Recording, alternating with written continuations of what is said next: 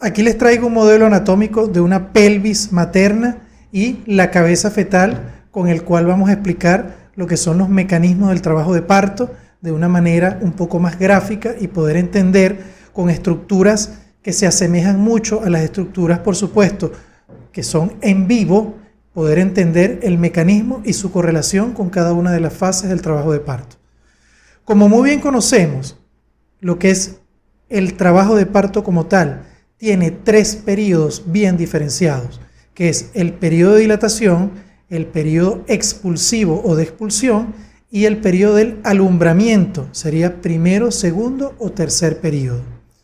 Por supuesto, en el periodo de dilatación es donde nosotros vamos a observar la famosa gráfica de lo que es la curva de Friedman. Esta curva de Friedman en el cual tenemos lo que es el periodo de dilatación. Y así tenemos en primer lugar una primera fase, que es una fase latente o prodrómica, y una segunda fase, que es una fase activa. Y esta fase activa se va a subdividir a su vez en una fase de aceleración, una fase de máxima pendiente y una fase de desaceleración, hasta llegar al punto en el cual vamos a iniciar el periodo expulsivo. Pero es muy importante conocer, en función al mecanismo del trabajo de parto y los tiempos del parto, cómo ocurren en función a cada una de estas fases. Ustedes muy bien saben que el trabajo de parto inicia con el inicio, por supuesto, de la regularización y que la contracción uterina tenga una intensidad alrededor de los 30 milímetros de mercurio. Entonces, es en este momento, en este punto, que la paciente más o menos tiene una contracción cada 10 minutos que se regulariza en esta frecuencia cuando inicia la fase latente del periodo de dilatación del trabajo de parto. Y es en ese momento, cuando esas contracciones adquieren esas características, donde va a iniciar el mecanismo del trabajo de parto. Y así tenemos que, como ustedes, y ya lo hemos visto en videos anteriores, y si no lo han visto, les invito a ver esa parte general de lo que es el mecanismo del trabajo de parto. El primer tiempo es la acomodación del polo cefálico al estrecho superior. Tenemos acá la pelvis materna, por supuesto, tenemos todo lo que corresponde al plano de entrada de la pelvis, el borde superior de la sínfisis del pubis, tenemos la cresta pectínea, tenemos lo que es la eminencia iliopúbica o iliopectínea, aquí tenemos lo que es la línea arcuata, ¿ok? Y aquí tenemos la articulación, como lo pueden ver acá, la articulación sacroilíaca, ¿ok? Por supuesto las alas del sacro y el promontorio. Por supuesto unimos con el lado contralateral y tenemos lo que es el plano de entrada de la pelvis. Esto se corresponde con la entrada al estrecho superior. Y tenemos acá del promontorio al borde superior de la sínfisis del pubis lo que es el diámetro promonto suprapúbico, que es el conjugado verdadero y es el plano de entrada hacia la pelvis. Entonces la cabeza fetal se va a orientar en ese estrecho superior. Y esa contracción que se regularizó iniciando el primer periodo del parto, lo que es el periodo de dilatación, en la fase latente, ¿ok? Esa regularización y aumento de intensidad de la contracción es el estímulo para que ocurra uno de los 2 mecanismos que hacen posible que esa cabeza se oriente al estrecho superior. Y se trata de la flexión. La cabeza en un principio se encuentra en una posición indiferente, es decir, no está ni flexionada ni está extendida, ofreciendo un diámetro que está acá, que es el diámetro occipito frontal. Ese es un diámetro de un tamaño mucho mayor, ¿ok? Y necesitamos reducir los diámetros para poder orientarse y ofrecer los menores diámetros posibles. Entonces, en este caso tenemos que la cabeza, producto de esa contracción que aumentó en intensidad, frecuencia y duración, pasa a través de la columna y se localiza en una primera palanca, que es el atlas y el axis, hace que esa cabeza flexione, ¿ok? Entonces, esa primera flexión que ocurre, producto de esa contracción, se fundamenta desde el punto de vista de la explicación del por qué ocurre mediante lo que son las leyes de la palanca.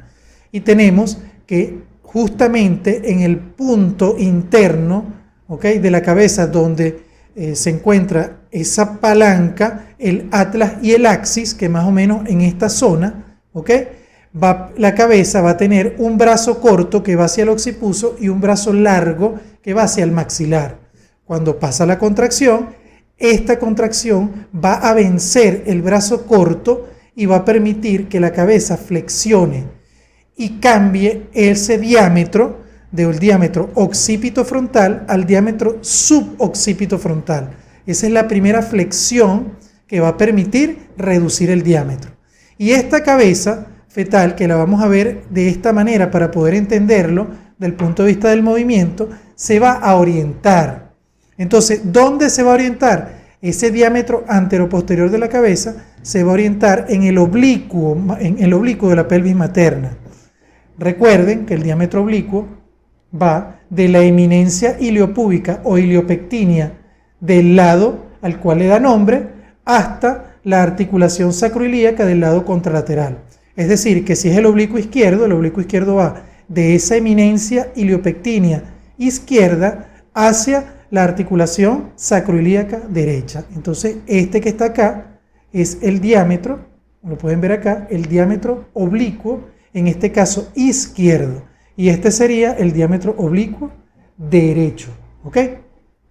Entonces, entendiendo esto, del punto de vista de la configuración de la pelvis, se describe que el diámetro oblicuo izquierdo tiene mayor tamaño, y la explicación que se le da a esto, generalmente del punto de vista del por qué es así, es porque de este lado de la pelvis o esta hemipelvis hay mayor cantidad de órganos, incluyendo el colon sigmoides, que pasa por esta zona y hace que por supuesto, este diámetro se incremente un poco más. Entonces, este diámetro, siendo de mayor tamaño, ¿ok?, va a permitir que al momento del feto orientarse, que sería el otro mecanismo, la orientación, orientar su diámetro anteroposterior, ¿ok?, en ese diámetro oblicuo. Y vamos a tener que la cabeza se va a colocar de esta forma. De esta forma se va a orientar. Y nosotros vamos a ver acá que la sutura sagital, que es el eje sagital de la cabeza fetal, se encuentra coincidiendo con el diámetro oblicuo izquierdo, que es este que está acá. Si lo vemos de esta manera, ¿ok?, la cabeza se va a colocar su diámetro anteroposterior en el diámetro oblicuo izquierdo de la pelvis, ¿ok? Como podemos ver allá, oblicuo izquierdo, y la cabeza se orienta de esta manera. Por supuesto, ya ocurrió la acomodación del polo cefálico al estrecho superior. ¿Por qué le coloco esta posición? Porque esta es la posición en la cual nosotros vamos a ver a la paciente en posición ginecológica en el momento del parto. Es decir, la paciente la vamos a tener así, acostada, y vamos a ver a la cabeza de esta manera. Es decir, ese oblicuo, el diámetro oblicuo del estrecho superior, que si lo vemos desde abajo, va a tener esta configuración coincidiendo con la cabeza. Si lo volteamos y lo vemos desde la parte superior, ¿ok?, lo que es el estrecho superior, lo vemos de esta manera y vemos como la cabeza se encuentra así. Es decir, ese diámetro oblicuo izquierdo coincidiendo con el diámetro anteroposterior o lo que es el diámetro suboccipito frontal de la cabeza fetal. Entonces, en este momento se ha cumplido el primer tiempo del trabajo de parto. ¿Cuándo ocurre este mecanismo? Generalmente este mecanismo ocurre en la fase latente del trabajo de parto. Es decir, que en ese periodo de dilatación, primer periodo del parto, vemos la curva de Friedman, vemos esa primera fase, que es la fase latente del trabajo de parto, se regularizan las contracciones, se incrementa la intensidad y es allí cuando la contracción va a pasar a través de la columna fetal y va allí a aplicarse lo que es la ley de la palanca, donde en ese punto bisagra entre el atlas y el axis se va a producir los dos brazos de palanca, un brazo corto que va desde lo que es esa bisagra hasta el occipucio, como lo podemos ver acá, desde el punto bisagra hasta el occipucio, y un brazo más largo que va desde el punto bisagra hasta el maxilar. Cuando viene la contracción baja y vence la resistencia del brazo más corto, y eso trae como consecuencia que la cabeza se flexione.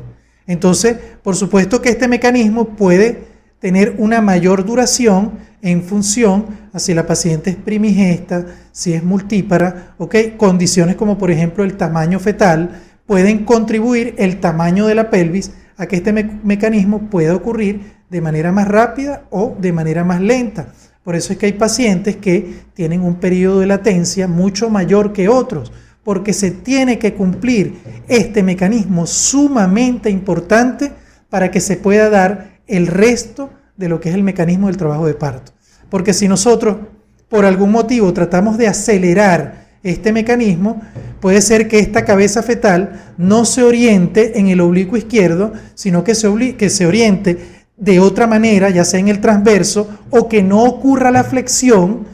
Esto traería como consecuencia que no ofrezca sus diámetros más pequeños en los diámetros más pequeños de la pelvis y sus diámetros más grandes en los más grandes. Es decir, no ofrece sus diámetros más pequeños, trayendo como consecuencia distocias que puedan afectar la evolución normal del trabajo de parto y entonces que esta paciente no pueda seguir el trabajo de parto y entonces haya que realizar una cesárea para poder resolver a esta paciente. Eso es muy importante tenerlo en cuenta a la hora de poder interpretar el que este mecanismo no debemos acelerarlo, no debemos acelerar los tiempos. Como vemos en la curva de Friedman, el tiempo es relativamente largo, inclusive la Organización Mundial de la Salud establece que en una primigesta el periodo latente puede durar de 2 a 3 días inclusive. Entonces es un periodo largo de tiempo. Sé que clásicamente se menciona que es aproximadamente 14 horas en promedio, que hasta 21 horas puede durar en una primigesta, pero la realidad es que actualmente la OMS establece que en una primigesta este periodo de tiempo se puede prolongar hasta 48 y hasta 72 horas. Es muy importante tener en cuenta esto para poder respetar los tiempos del trabajo de parto.